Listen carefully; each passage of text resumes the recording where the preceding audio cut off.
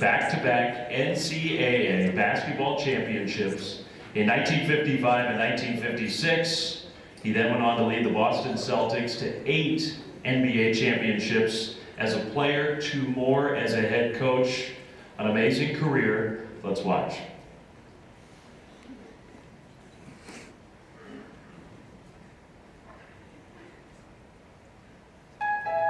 Casey Jones was born in Taylor, Texas, but he came to play basketball for the University of San Francisco, where he helped the Dons win back-to-back NCAA championships in 1955 and 1956. Jones went on to win 12 NBA championships as a player and coach, and he was inducted into the Naismith Memorial Basketball Hall of Fame in 1989. As a point guard at USF, Jones teamed with Bill Russell to guide the Dons to NCAA titles in 55 and 56. During those years, USF won 57 out of 58 games, and Jones led the Dons with 24 points in their 1955 championship game win over LaSalle. In 1956, Jones was selected to play on the U.S. Olympic team and won the gold medal in Melbourne, Australia. Reunited with his college roommate, Jones and Bill Russell helped the Celtics win 8 world championships in 9 seasons. His number 25 was retired and now hangs in the Celtics rafters. Known as one of the best defensive guards in NBA history, Jones retired after 9 NBA seasons and began a coaching career that spanned from the college ranks to the ABA and then back to the NBA. As head coach of the Celtics in the 1980s, Jones led the team he won 8 titles with as a player to 3 more NBA championship appearances, winning 2 of those. Casey Jones' Hall of Fame career ended after winning 12 NBA titles, 8 as a player, 2 as an assistant, and 2 as a head coach.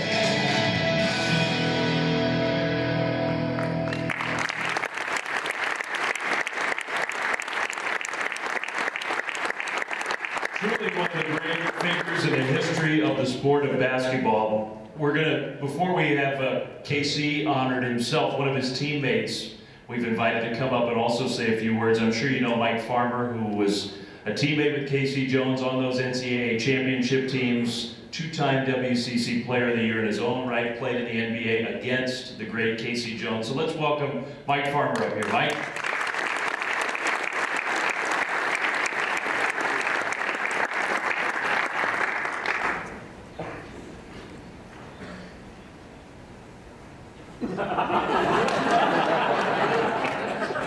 That's for Casey, not me. One thing, I'm looking at those films, it just reminded me, my grandkids came up to me and said, "Grandpa, when you were young, did they only have 2 colors, black and white? Did there no other colors?" I haven't seen that in years and years. Most of the things that Casey has accomplished were presented already.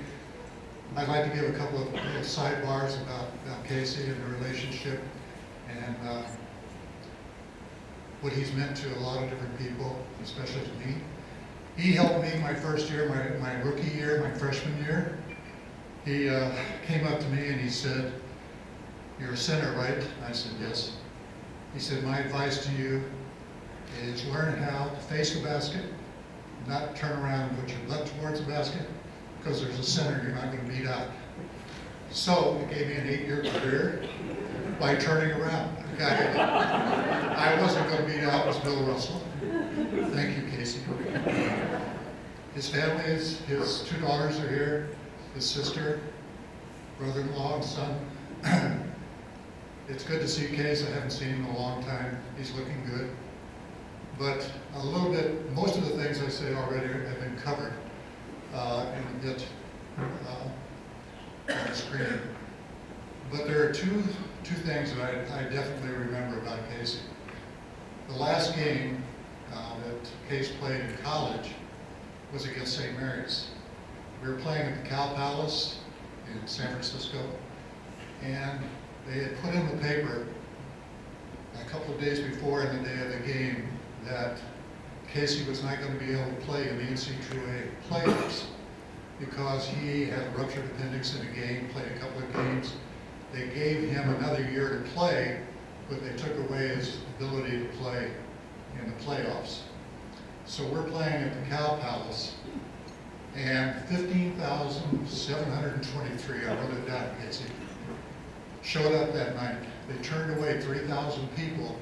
They stayed outside of the Cow Palace and listened to it on the radio. And when we got right down about 2 minutes to go in the game, there was a timeout. Phil Wilbert, our coach, took Casey out, and the people didn't really recognize it at the time that he was on the bench. And the rooting section spotted him, started clapping. It went on for almost 4 minutes.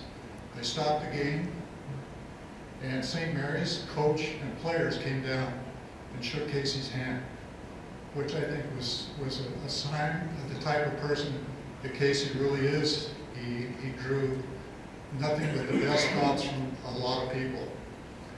The other thing that I wanted to bring up in closing is that Bill Russell made a comment about Casey that I've always remembered. It was in the paper, and I quote it.